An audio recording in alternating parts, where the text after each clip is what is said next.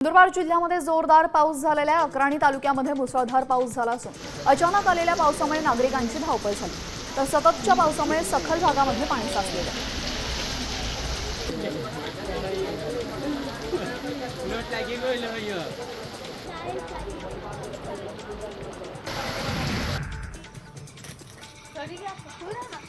धुळे जिल्ह्यामध्ये कांद्याच्या दरात घट झालेली आहे। अनेक शेतकरी भाववाढीच्या प्रतीक्षेमध्ये असून त्यांनी आपला कांदा चाळींमध्ये साठवून ठेवलेला आहे, मात्र तो बदलत्या हवामानामुळे सडून चाललेला आहे। त्यामुळे कांदा उत्पादक शेतकरी अडचणीत सापडले आहेत।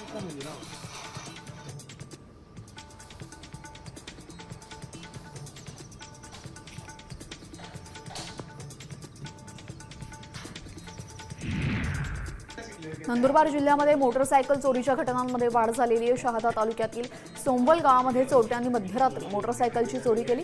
चोरीची संपूर्ण घटना सीसीटीव्हीत कैद झाली।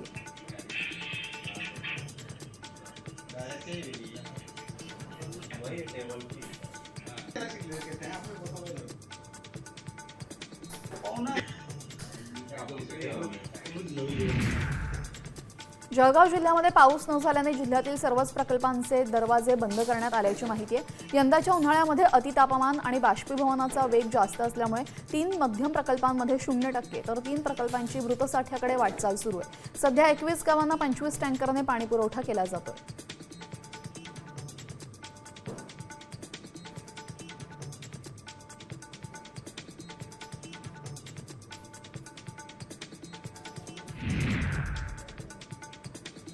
शिर्डीतील लोणी बुद्रुक येथे विहिरीमध्ये बिबट्याचं पिलू पडलं।